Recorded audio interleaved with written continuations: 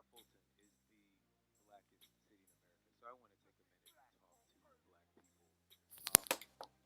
We don't control enough of our music and enough of our media and enough of the images that our children are seeing.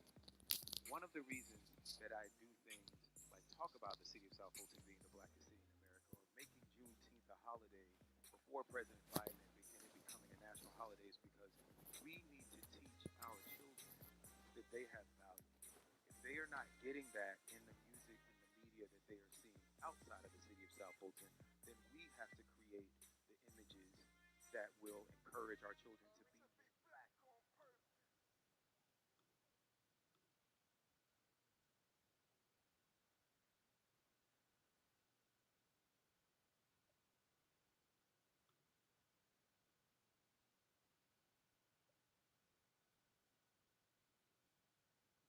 My name is Khalid.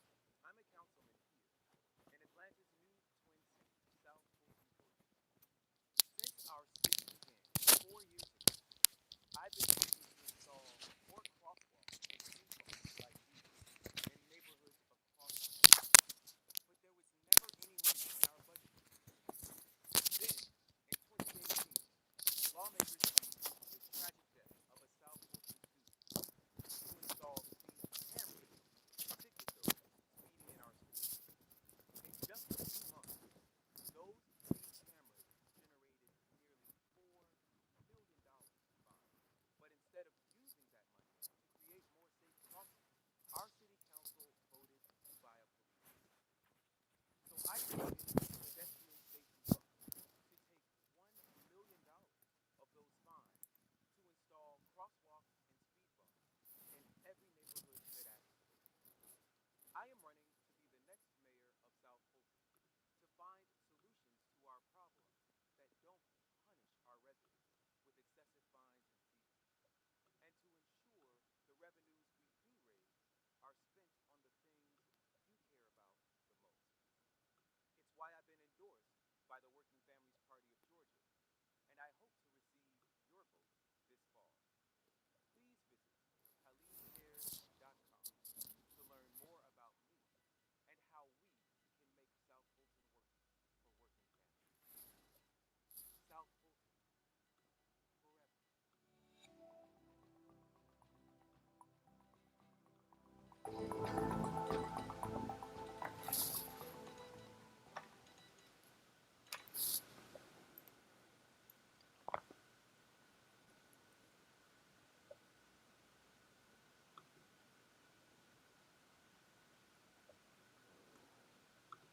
All right, good evening, everyone. Good evening, good evening, good evening. I'm just going to do a little sound check. Some people told me that they couldn't hear. Uh, can you type in the chat? Let me know if you can hear. I see that one of my very good friends, superstar Saquon Simblo, is here. She, for those of you all who don't know, she stars in The Wonder Years on Wednesdays on ABC, and she is a City of South Fulton native and an alum with me of the Tri-Cities High School. Can everybody hear me all right? Let me know. Let me know. Someone type in the chat if you can hear me.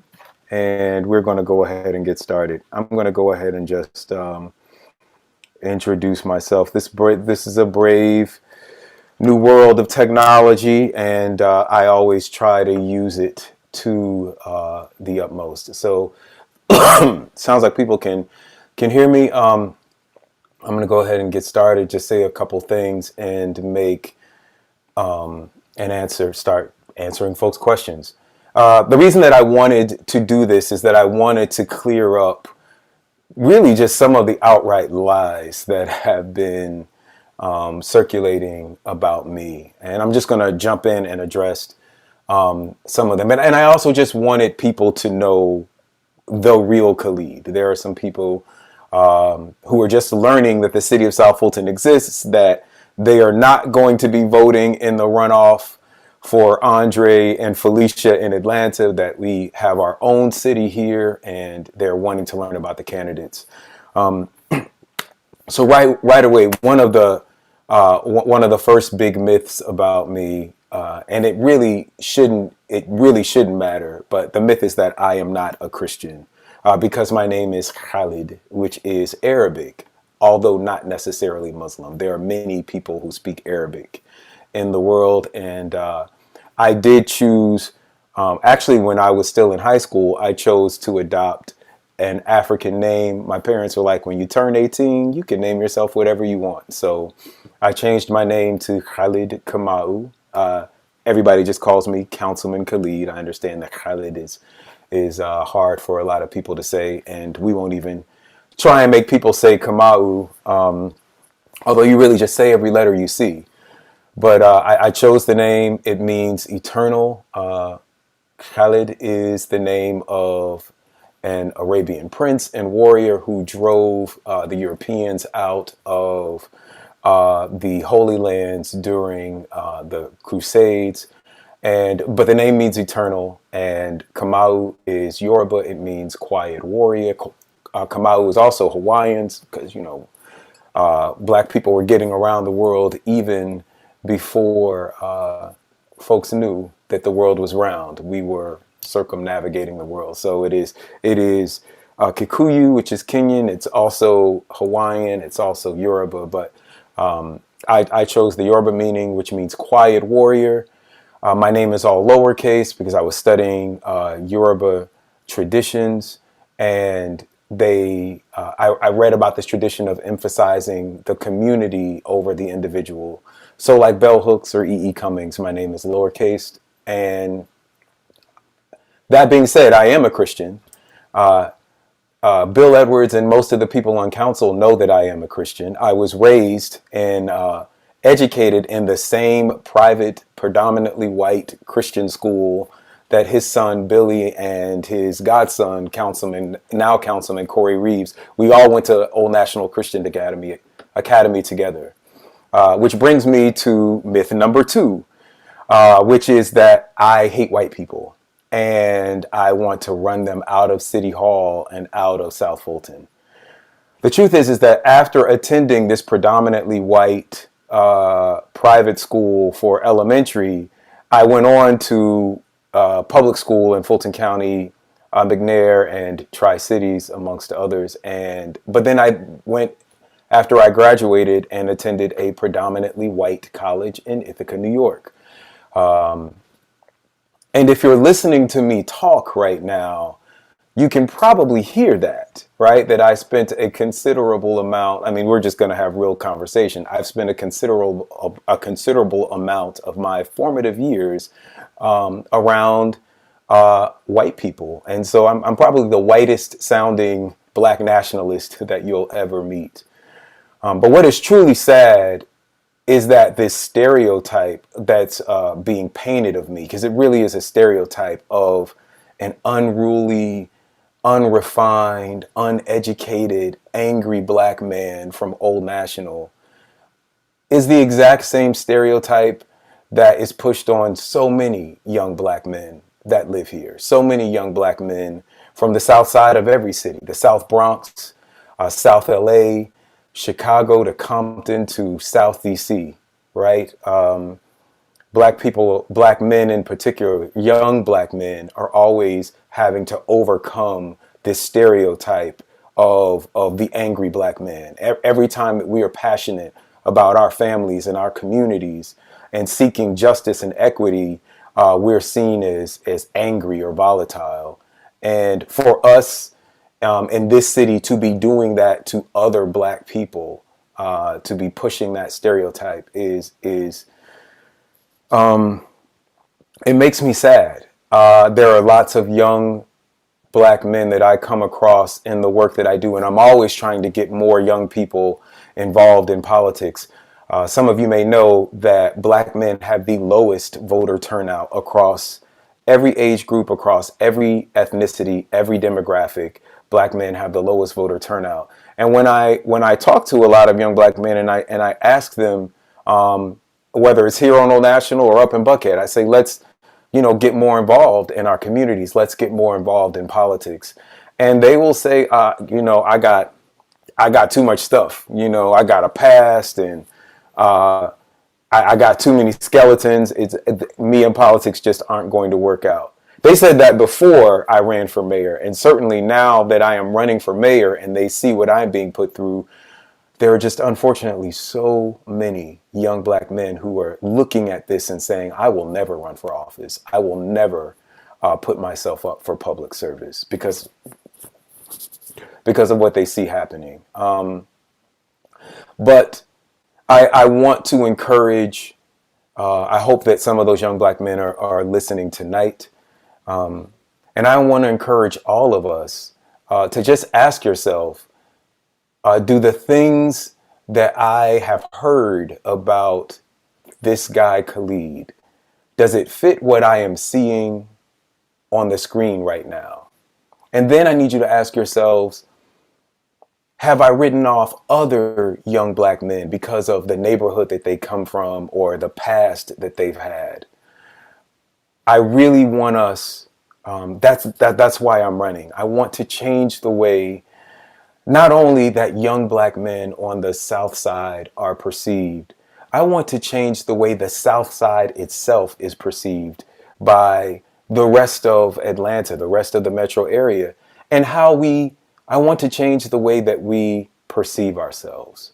And I know that we can elevate. I know that we can do better. So if you think that we can do better here in South Fulton, I agree with you.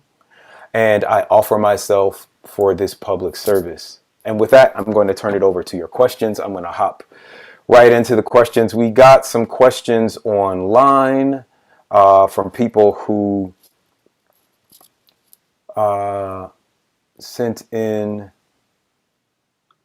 questions through the website. You were able to go to khalidcares.com, RSVP, and for tonight's event and send in some questions. So I'm going to start with these first 5 or 6 that I have here. The first is from someone who shall not be named, who lives in Les Jardins. There are City of South Fulton residents who want to live in a culturally diverse, well-run community. We want a name, not a generic one. I'm assuming they think that South Fulton is generic. We want a city that will reflect pride in its leaders and serve its residents with professional attitudes and respect while seeking and using best practices of other successful cities. There are taxpayers who choose to live in a more rural setting and are not seeking urban living. What can you tell us about your dreams, plans, and plans relevant to these expectations? Thank you so much for that question. I will tell you, I wish I could, you know what? I'm going to see if I can grab this picture off the wall. I'm kind of tethered to this mic. Hold on one second.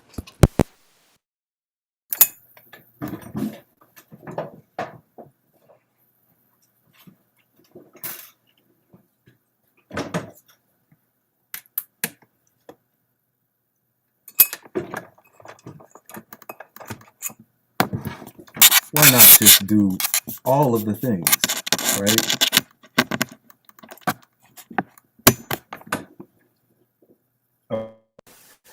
Let's see if you all can see this photo. Can you all see this? Let me do this. I'm going to cut off my screen. You're going to see my ugly background. We're going to have a real conversation. We're going to do all the real things. Okay. So this is can you see this? This is a photo that I just took off my wall, obviously. This is a photo of my grandmother. She's in the middle, and then my 2 great-grandparents who were born in slavery. This picture was taken in about 1919. They had a farm in rural South Florida. Arcadia, if those of you all who know Florida, and my room is a mess though, so I am going to put this back on. But they grew up in Arcadia, Florida, which is a rural town outside, sort of in between Orlando and Tampa, and I spent my summers going down there. They had chickens. We woke up with roosters, and they had a lake. There was really nothing to do. Like many parents in urban environments, my family sent me to the country in the summer, my brother and I, to make sure that we stayed out of trouble. And I love the country. My my dream house, I'm not going to tell anybody the address because I hope to buy it one day. My dream house is actually in Cedar Grove, not too far from Les Jardins. Those of you all who I've talked about this house that sits on a lake, you know the place that I'm talking about. I was knocking doors recently with Drew Demand and Brianna in Fife, meeting the residents there, and I love that community. I love that there are places in South Fulton where you can see the stars, where there are no streetlights, where some of the streets aren't paved. You can still drive on gravel and see the streetlights at night. I think that that is precious, and I want to protect it. I know that we have other parts of our community that are more suburban. They're not necessarily rural, but they're not urban. And many people have moved out here to get away from the city and have this suburban life. It is, in fact, how my family moved out to Old National. At one point, it was not urban. There were only, Old National was a 2-lane highway. When we moved out here in 1984, there was no cable out here. My brother and I were very upset because we just gotten into HBO and MTV. So I enjoy all of those kinds of life. The reason that I speak a lot about Old National and its urbanity and building up on Old National. Number one, Old National is the district that I have represented. But more importantly than that, only 15% of our land is zoned commercial. 85% of our land is zoned agricultural or residential, which means that the majority of tax revenues that we collect in this city come from the back of taxpayers. And that is going to persist as long as we have that mix of commercial to residential, unless we build up that commercial. We've got to make the most of the little commercial land that we have. And so in areas where it's appropriate, I believe on main strips like Fulton Industrial Boulevard and Old National Highway, closer to the street, I want us to build up. I want us to build high rises. I want us to build shops and restaurants and live, work, play communities that rival the Battery, that rival Sandy Springs, City Walk, that rival West Midtown. All of these places that are around perimeter. What's being built now in Norcross and the old GM plant. I want us to have that kind of density, not only for people that do want to live that way, because there are lots of young people and even some seniors. I had a young lady who was a senior who said that she wanted to live in a loft. And we don't have any lofts here in the city of South Fulton. But not only for that reason, but because it will help us build a tax base that keeps us from having to raise taxes or having to raise all of our revenues from taxpayers. But for those rural areas, for places like Fife and Cedar Grove, for farmers like Willie Miller and Miller City Farms, I want to keep that part of South Fulton as rural as possible. Unlike most other cities in America, 17% of our land is zoned agricultural. We have working farms here in the city of South Fulton. In a 20-minute drive from Atlanta, you can be on a working farm sipping wine from Miller City Farms or other black winemakers and black wineries that we have here in our city, which I think is a unique economic development tool. It's a unique tourism tool. And we can use those agricultural areas to supply fresh fruits and vegetables, to have a whole farm to table movement. I could go on and on and on about the way that we could grow agribusiness, and that could be an essential revenue stream for us here in the city of South Fulton. But with that, I digress. I spent a lot of time on that question. I'll try and be a little faster on these questions. The next question is, Do you have plans to address the level of loud toxic noises coming from turbocharged vehicles and deafening loud stadium music coming from vehicles running up and down Flat Shoals Road? What are your plans to offer seniors who have been in isolation and cannot travel around for services due to COVID-19? The traffic lights on Old National need to be retimed to allow pedestrian safety to safely cross the intersections. What will you do about this dangerous situation? I actually want to talk first about pedestrian safety. That is something near and dear to my heart.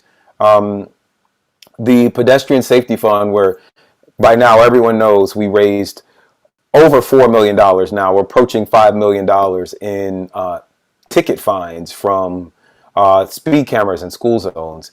And when we first started that program, not $1 of that money was actually going to pedestrian safety, right? To make our school zones or any other streets in our city safer. All of the money was going to our police department. I do believe in our police. I support our police. The beat officers that I see every day, I won't start calling their names, but I consider them friends and colleagues of mine.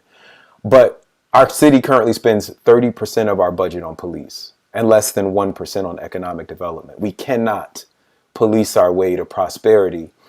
So when I created this pedestrian safety fund, I actually named it after Trevon Wilkins, who was a rising senior at Creekside High School. I believe it was in 2019. He was killed crossing Old National Highway from Bigwood Trail, that is a townhome community across the street from the LA Fitness. He was killed crossing the street, coming home from work.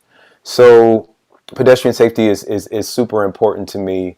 I want to see Old National Highway as a state route.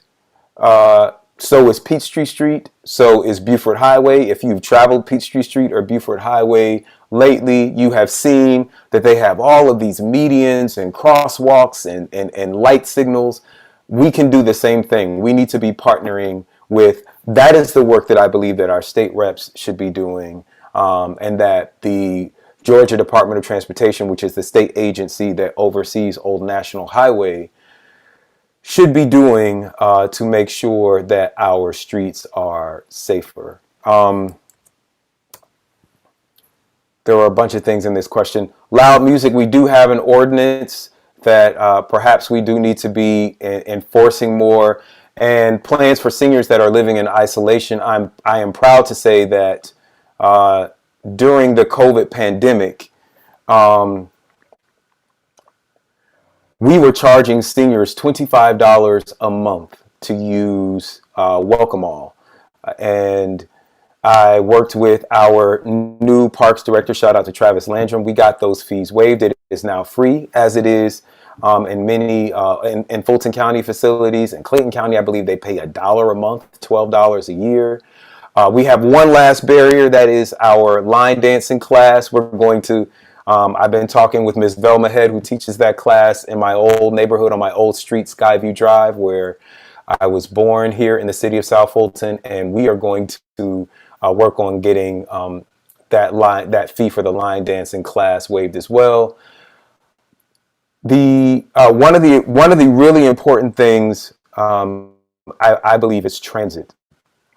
So my last job, my last job before this, I was working for Stacey Abrams. But my last regular job before I started doing politics full time was driving a MARTA bus. I actually drove a MARTA mobility bus, which drove seniors. We would take seniors, the disabled, mentally challenged folks, anyone who just couldn't normally drive a car. For $4, we will take you anywhere in Fulton or DeKalb. If you want to go grocery shopping at the Kroger in Alpharetta, we will pick you up at your house in Palmetto and drive you to Alpharetta to go grocery shopping. And if you have a good MARTA driver, we'll even, help you carry your bags onto the mobility bus. But that bus can only travel within 3/4 of a mile of a MARTA bus stop. Fortunately, here on Old National, we have the highest density of transit options in the city. We have 2 buses that run down Old National. So anyone in districts 5, 6, and 7 can get that MARTA mobility bus. But there are a lot of places, particularly in District 4 and some of the hinterlands of District 1 along Cascade Palmetto Highway, where seniors cannot get out. They cannot access MARTA mobility and perhaps other county services because they are just too remote. And we really need to build out our transit infrastructure for seniors to be able to get around and do the things that they want to do. I'm going to go on to the next question. This one came in the morning. As soon as I announced this, I am actually trying to read them in order. It says, good morning, Councilman Khalid. How do you respond to the claim that you did nothing for your district? So why are you running for mayor? I have personally witnessed your accomplishments, but I want to address it.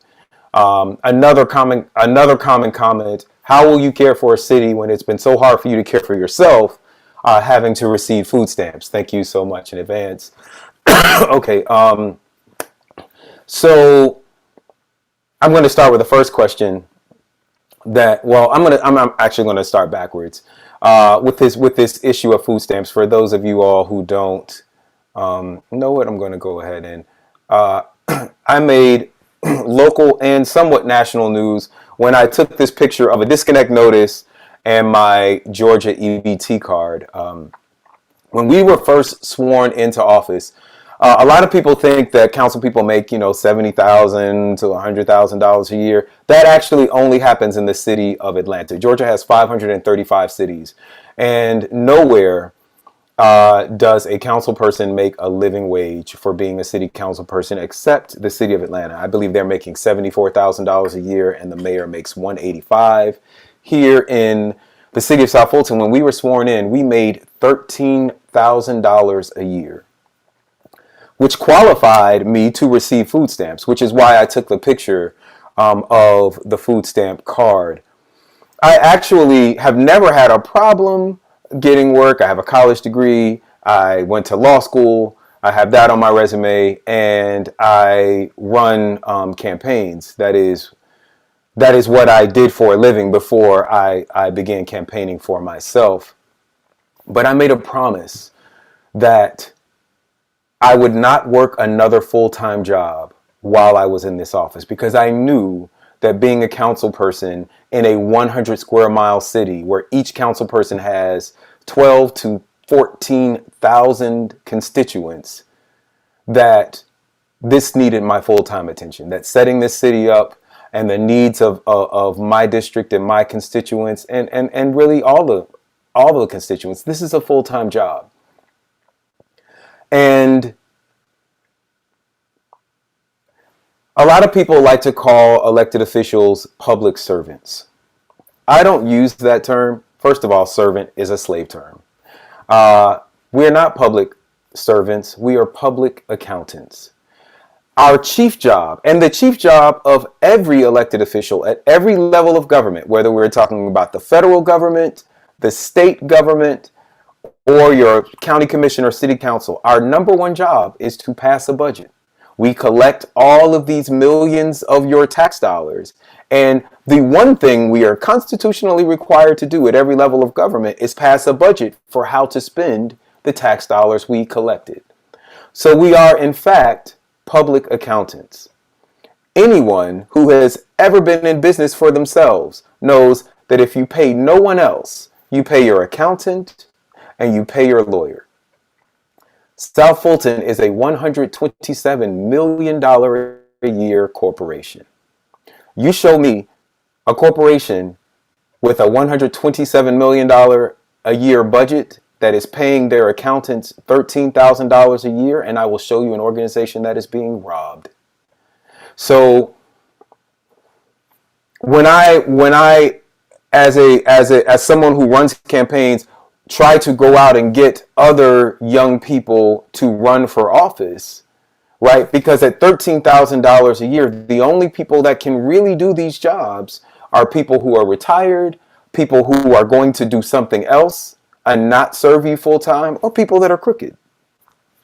I worked as a consultant on campaigns. That's how I supplemented this salary until we raised it to a living wage. We are, like I said, with the exception of Atlanta, we are the only other city of Georgia's 535 cities. There are some county commissions that make living wages, but we're the only city where Your city council people are being paid at least $15 an hour to look over your budget, to make sure that your $127 million in tax dollars are being spent properly, and to answer your phone, to answer the phone when you call, to go out and see things. Anyone who has been following me knows that if you call me, I answer my phone. If you text me, I will text you back. If you want me to come look at grass that's too high, or a house that needs to be demolished, or you just want to know, you see some folks clearing land and you want me to find out, you call me that day. I will be out there with the camera, sometimes with the camera crew, documenting and talking to residents. I do that because this is my full-time job. And for some people, $27,000 still isn't enough. As mayor, I will make $37,000. Now, for myself, I have no children. I am not married. When I eat, my whole family eats. So I can live on $37,000 a year. But when I go out and try and recruit candidates to run for city council, which I have been doing for the past several years, the most qualified, experienced, and professional people won't take this job. And it's not because we fight so much on council. It's because people understand that this is a full-time job and they can't live and support their family on that salary. So raising the salary isn't just about taking care of me, because I can take care of myself, but it is about ensuring that you have high quality candidates for future positions. You won't always have a single 45 unmarried man with no children running to be your mayor. Some people are going to have families, and they're going to need to support those families. So if you want a full-time mayor and you want full-time council people, you have to pay them a full-time salary. Now, to the question of my accomplishments, also that is also erroneous. I'm going to talk about first here the largest expansion of Atlanta's Habitat for Humanity in the history of the organization. We opened a Southeast Regional Center here in District 6 on Old National, which I helped to bring here. So in addition to being a restore and an employer, they also teach classes on home ownership. They teach new homeowners how to fix a sink, right? How to fix a drain, how to install a washing machine or a dryer. And they have programs to help people in the area fix up their houses. So seniors who are having trouble keeping their houses up, or people who want to buy a house but maybe can't afford the down payment, you can build a house through Habitat for Humanity. You can fix up a blighted property and then move into it. So it does a lot to revitalize the neighborhood. And the other thing that I'm very proud of is building the largest medical center, and I believe the only comprehensive medical center in the city of South Fulton in District 6, here at 6524 Old National Highway. So I'm very proud of the economic development that I have been doing in the city. And I am also proud of the things that have not been developed. Here, we already have a surplus of cheaply built subdivisions and townhomes with one-car garages. There is a community, I won't name the community, but they are paying $170 a month. There are about 150 townhomes paying $170 a month. They get their grass cut and they have a gazebo. I don't know why they're paying that much. But these are the sort of communities that were set up and approved under our mayor when he was a county commissioner. So I'm proud to say that I have been saying no to a lot of cheaply built subdivisions, which I can do because I don't take any money from developers. If you go through my campaign finance disclosure report, you will see some celebrities, you will see a lot of South Fulton citizens, but what you won't see are warehouse companies or subdivision developers, because I know that we need to regulate those developments. And we do have coming up, there is a developer at Camp Valley Road, which is the backside of Old National, abutting Clayton County. They came a year ago. They tried to build the kind of subdivision that I am talking about with houses with one-car garages, sidewalks on one side of the street, but no amenities other than a gazebo. And because of the concerns of the quality of the build, as well as the amount of traffic that would be let out onto this two-lane road and a very dangerous curve, at the behest of not only my constituents, but the constituents in Clayton County, which share Kent Valley Road with us, I said no to that development. And the developers are coming back. They are having this meeting on election night of all nights, but they are having an information session on election night. So before we go to my watch party, which is going to be at Grown Folks again, we are going to attend this meeting and hear what these developers have for us. And again, if the standards are not where we want them to be, we won't build. A lot of, unlike council people in some wealthier areas, one of the things that has happened, if I can find our future land use map, one of the things that has been happening is the way that our future land use map and our comprehensive plan have been laid out currently. We have what's called parts of the city that are subdivision 1 and parts of the city that are subdivision 2. The large lots, the 1 acre lots, or the half acre lots are all in what is called subdivision 1. That is the subdivisions on the north side of the city. The suburban 2 areas, which are the darker orange areas, are all located on the south side of the city. So developers see that and they say, this is where we can build cheap stuff.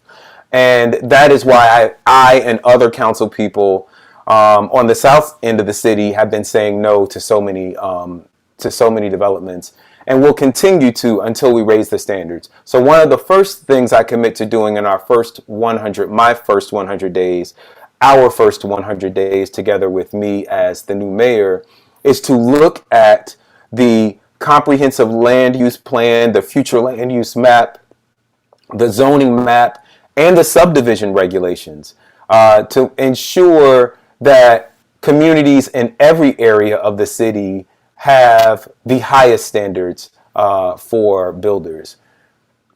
And with that, I will go to the next question. What is your greatest strength as our candidate for mayor? I believe, I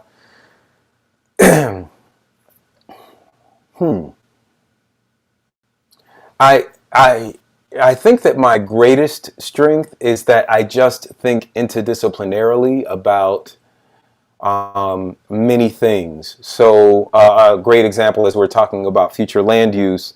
In our previous council meeting, for those who have seen it, you can go to the city's YouTube page to watch it. But we had a conversation about tiny homes, and Councilman Reeves, who has a very high quality tiny home community that he wants to bring to District 5, which is sort of upper Old National and Flat Shoals and Buffington Road, that will provide quality, affordable homes for seniors, can't be built because we don't have zoning for tiny homes anywhere in our city. But in proposing to bring this, we were looking at a change in our zoning that would have had unintended consequences of allowing for tiny homes to be built everywhere in our city. Because one of the things that we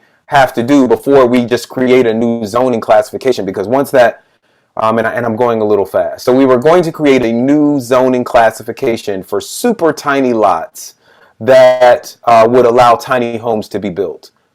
The problem with that is that once we allow that in one place, any developer, any landowner can come and say, I would like to apply to have my land rezoned for tiny homes as well. And so without sort of legal guardrails and creating things like maybe a new subdivision classification for tiny homes and modular homes and all of these new alternative housing products.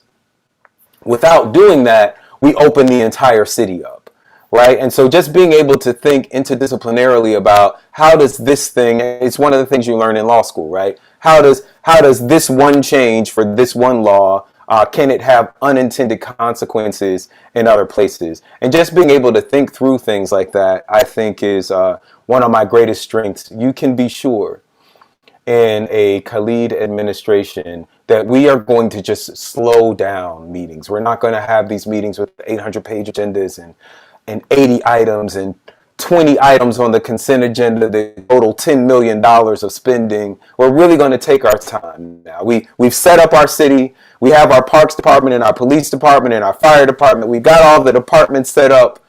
We can really now take some time and really work through some of these questions without rushing. And so I just think that contemplative, thoughtful, interdisciplinary approach to things is my greatest strength and what I'm going to bring to the city. The next question is, we have financial fraud going on in our subdivision, HOA, and management property. We need help with our subdivision. I'm not going to name that subdivision. I don't, legally, right? Fraud has a defined term, and I don't want to slander a HOA or management company without the evidence. But I do see where the subdivision is. We will definitely be looking into it. I will contact the council person who represents this area. I will tell you that I recently did a subdivision tour. You'll be seeing that video in the coming weeks. And one of the things that we learned is that a lot of subdivisions are having challenges when the subdivision is turned over from the management company, which is very often either owned or affiliated with the developer, to the actual homeowners. There have been questions in a lot of subdivisions about transparency, being able to see the books. And though Councilwoman Willis and I, Councilwoman Helen Zenobia Willis, who represents District 3, Welcome All Park, and the Red Oak area, we do not see eye to eye on many things, many a topic, but we both are very concerned about the transparency and accountability of HOA management companies. And we both are looking at legislation to make them more transparent.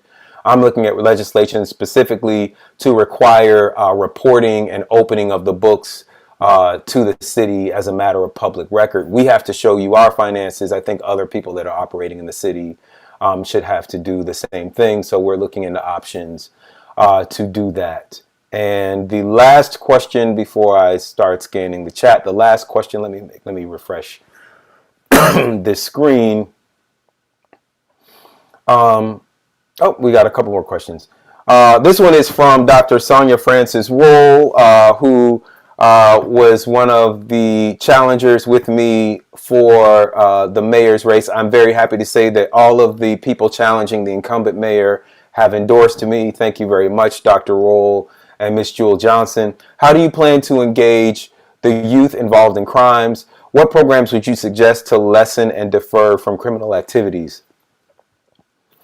So one of the things that I know from working with young people here on Old National and throughout South Fulton is that young people, particularly our young boys, but young people in general, they want to make money. A lot of their parents are working 2 jobs. They're working in these warehouses that surround our city. And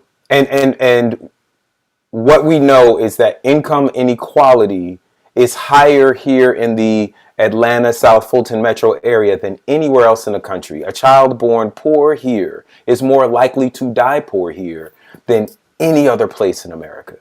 And that is a travesty. I am not sure how this city that created all of this wealth with people like Maynard Jackson and who fought to be at the vanguard of the civil rights movement with people like C.T. Vivian and James Orange, in addition to Martin Luther King, Joseph Lowery, and others, how we let income inequality get so bad.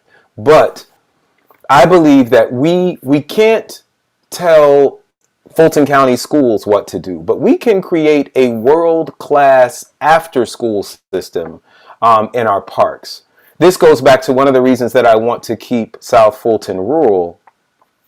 With just a few $1,000s in subsidies, farmers could grow enough food to fill up to 3 municipally owned grocery stores. So we have areas in our city where we have been unable to attract major chains to come, or the chains that are here just won't fix up their stores and stock them properly. In Baldwin, Florida, I've talked about this on nearly every call that I've been in Baldwin, Florida, which is a little town outside of Jacksonville. When their grocery store closed, they opened a municipally owned grocery store. All of the employees are city employees. They receive a living wage, and the produce is sourced from North Florida and South Georgia farms. So we can do that same thing here. We can begin to teach our kids agriculture through our parks programs in partnerships with our farms. And if you know anything about farming, I do. I spent my summers on the farm. The STEM that we talk about, science, technology, engineering, and math, all of that is covered in farming. You have to learn about soil temperatures. You have to learn about seasons. You have to learn about life cycles, right, of animals and crops and products.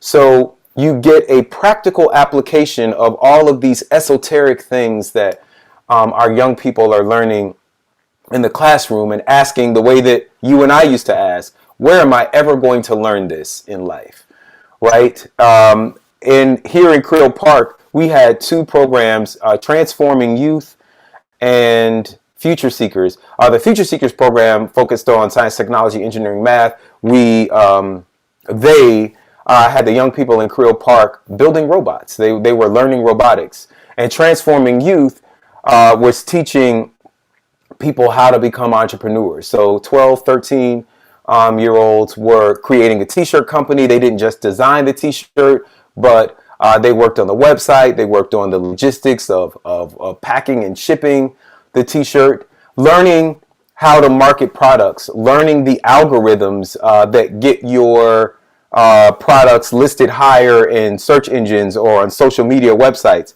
That's algebra, right? That's geometry. Those are equations. So teaching young people the things that you are learning in school, we're now going to bring them to our parks program and show you how you can make money with them. Not in the future, but today. I think that is one of the best ways to deter crime. In 1984, I talk about this a lot. Gary S. Becker won a Nobel Prize for this study that has been replicated in over 300 countries around the world, that showed the greatest predictor of crime is actually income inequality. And that's why we see these rising crime rates. We've actually had double-digit decreases in crime here in the city of South Fulton.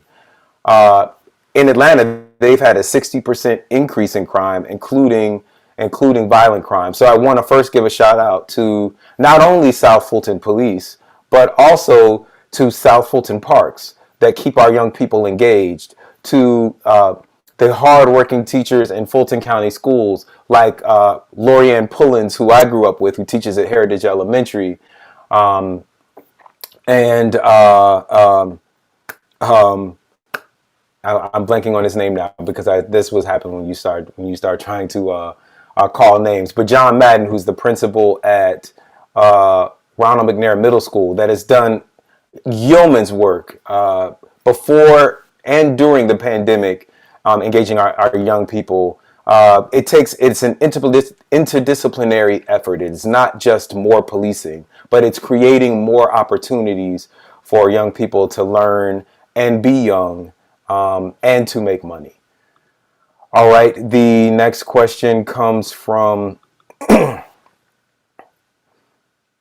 you've mentioned on more than one occasion that there are funds to install speed bumps for those who want them. That does not seem totally accurate. Is the statement predicated on meeting the burdensome traffic ordinance requirements of 75, 80, 80% of signatures, owners, and residents? We have a traffic study, but the high percentage of required signatures is difficult to obtain. Ms. Williamson, who lives in Chestnut Ridge, I hear you. And the next phase for me of the pedestrian safety program is revising that traffic ordinance in the same way that I have revised the parking ordinance on a previous one of these Zooms. I brought up that parking ordinance where we reduced it to 50%. And the city comes out and looks at where if you want to get parking or no parking signs or colored curbs or parking spaces, whichever you choose, you can now get 50% of the signatures of your residents. Jacobs, which is the company that we've outsourced our public works department to for the time being, will come out and look at the area, give you an estimate, and if your HOA can afford to pay for the parking signs or the colored curbs, you can move forward right away. If not, we will put you in the queue with other cities that are looking for parking solutions. So, same principle. I want to get to 50% plus one, the same thing that we have to do, right, to be elected. 50% plus one. Now that we have this $1 million, some of the reason in talking to people in the city, some of the reason that the current bar is so high was just a concern that if we started saying yes to people, we wouldn't have money to pay for it, right? We wouldn't have money to pay for speed bumps and traffic control devices. I think that we just need to create a budget. If it's what people need, this is your $127 million.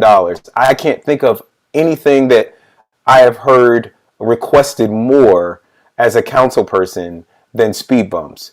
I think that our public works department needs to have the largest budget in the city, because from mowing grass, taking care of our right-of-ways, making sure that we have streetlights in places that want them, and making sure that we have speed bumps and sidewalks in places where people are asking for them or need them, we need to just have a budget to install those. So in my administration, we are going to be looking at that traffic ordinance and increasing the funding for these public works projects. Which brings me to a question from Mr. John Quincy Adams. You still like defunding the police. So we're going to have a courageous conversation. I did come out of the defund movement. I do believe that we spend entirely too much money on our police. We have never defunded the police in South Fulton or any metro Atlanta city. But what we have defunded over the past 20 years are our parks programs, our family and children services programs, our programs for mental health, our programs for workforce development and economic development. We have defunded all of those things. So the compromise that I have come to now is flat funding, which means that when we get a new revenue source like $4 million in speed camera tickets, we should not turn all of that money over to the police department. We need to take as much of it as possible and invest in all of these areas, these workforce development and economic development and public works projects that have been defunded. When I first was sworn into office, before I would hear complaints about speed bumps, the number one complaint that I would hear about was blighted properties around the city that had been standing for 10 or 15 years because the Fulton County Commission, when they oversaw the area, had never put money in a budget that was specifically dedicated to knocking down a house. When a house burnt down, it would just stay burnt down until someone bought it and knocked it down and rebuilt it. But now we have a blighted property fund, which is one of the first funds that I created in 2018 to knock down houses across the city. And so those are the kinds of things that we can do when we're not spending all of our money policing our residents, when we start creating better economic conditions for our residents, when we start knocking down blighted houses and putting in speed bumps and sidewalks in communities. What will happen is that the value of those neighborhoods will go up. Our tax base will go up because not because we're raising taxes, but because the value of our homes and the value of our neighborhoods go up because we are investing in them. And so that is one of the reasons that I do want to seek flat funding the police so that we can begin refunding all of the programs that we for decades have been unfunding. So I'm going to look at the chat in the last few minutes we have and see if there are other questions. I won't keep you all too long. Another real moment. I love Issa Rae and Insecure, so I'm going to and I love Bob's Burgers. So those are my Sunday night guilty pleasures. I'm going to watch Bob's Burgers and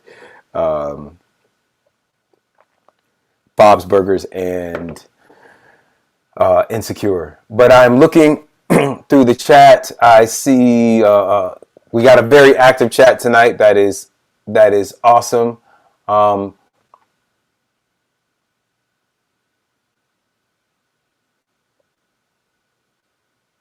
You have to partner with the schools and stop the school to prison pipeline. I agree 100%. There's a lot of talk about investing in our young people and investing in our schools. What is your plan to address community and business leaders whom you ignored and dismissed? Will you attempt to reach out to them to keep them on the list? Absolutely. I think that in the same way, I will tell you that since we became a city, I have been pushing for our communications department to have a larger budget, for us to have a citywide newsletter. One of the things I see, Councilman Willis in the chat, one of the reasons that we have all of these conflicting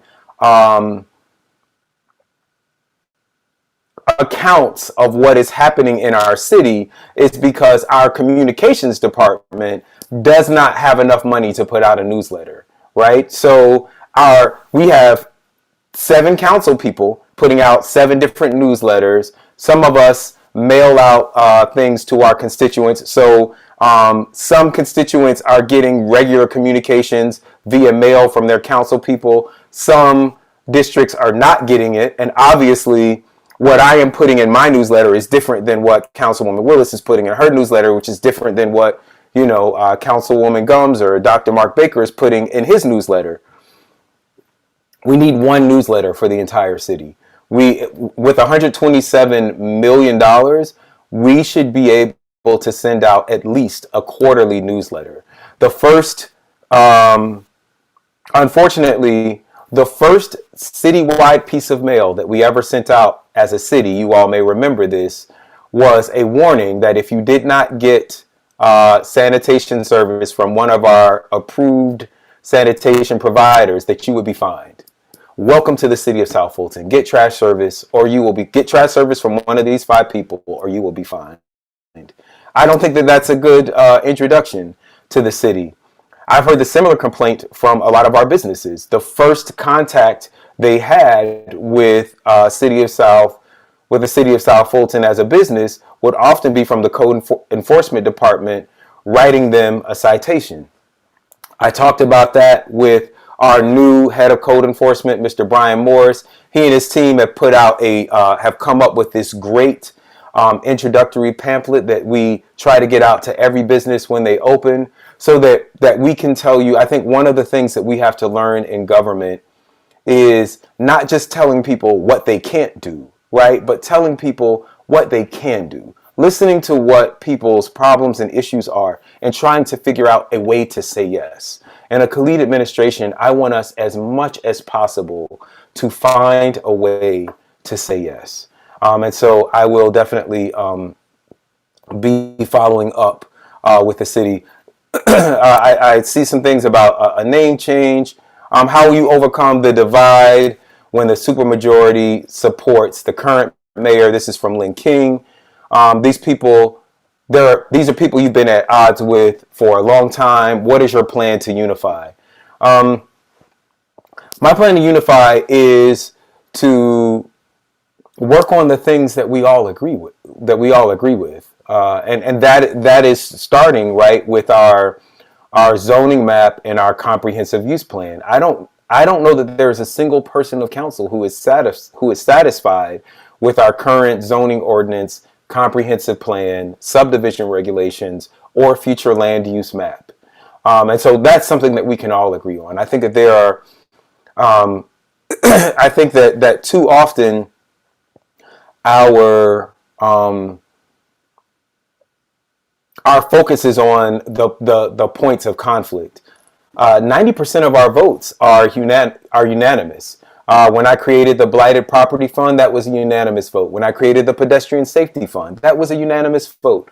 When we made Juneteenth a holiday, and that was a unanimous vote, right? And so there are many areas that we agree on, and we just have to focus on those areas that we agree. I do think that we are going to have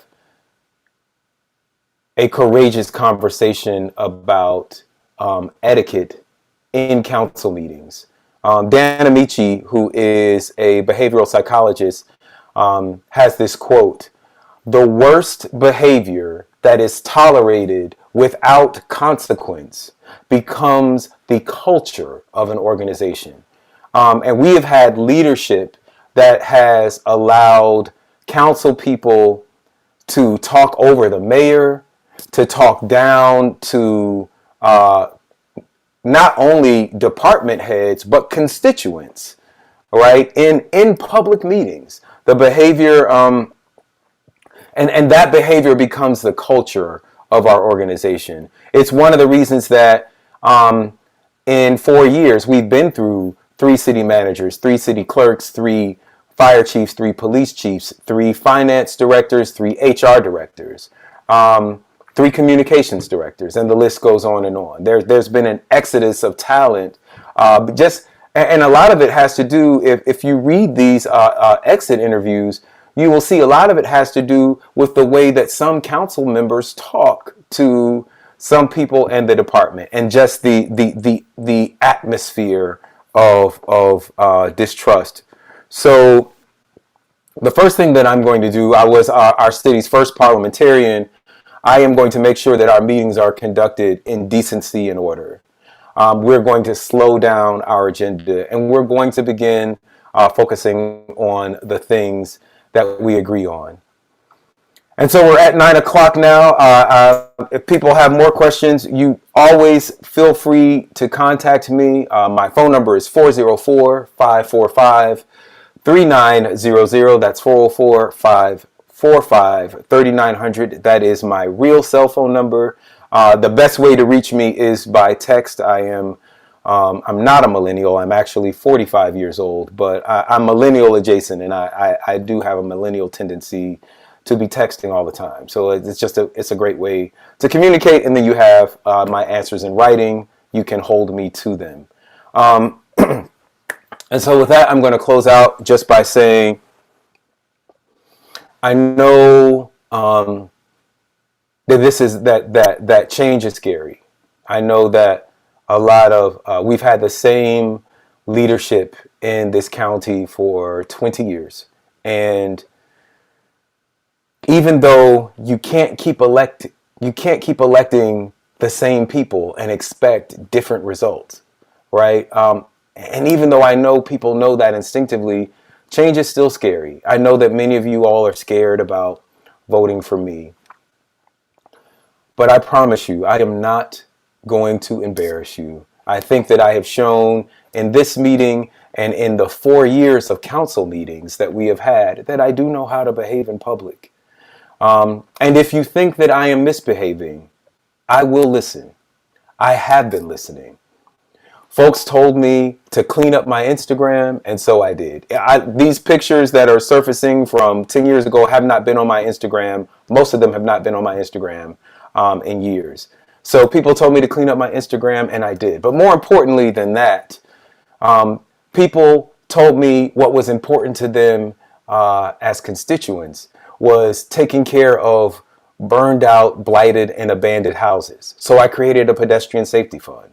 People told me repeatedly that they wanted speed bumps and traffic control devices to slow down cars in their communities. So I created a $1 million speed bump pedestrian safety fund.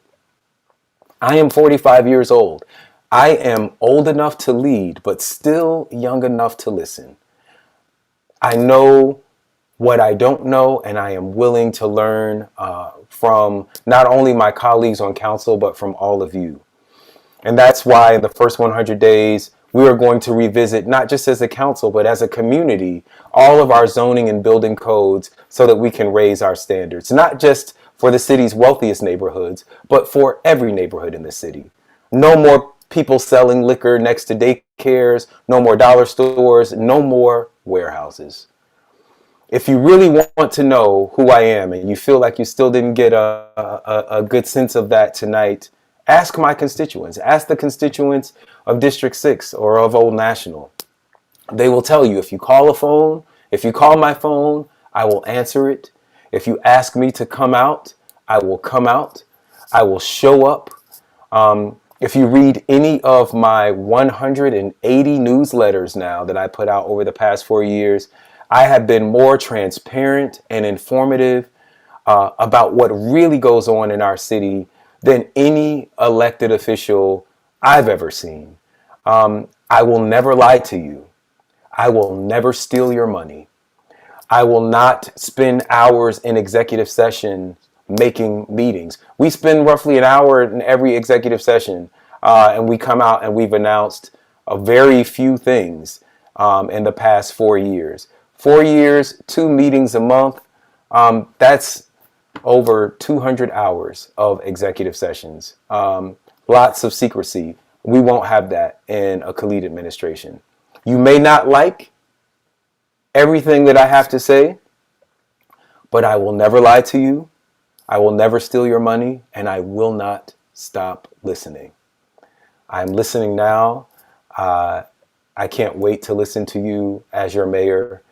If you all will take a chance to do a new thing for our new city. Thank you so much for listening. Please go out and vote. Our election is Tuesday, November 30th. Your vote is your voice. If you want to have something different, you have to choose something different. My name is Khalid. Please choose differently this Tuesday. South Fulton, forever.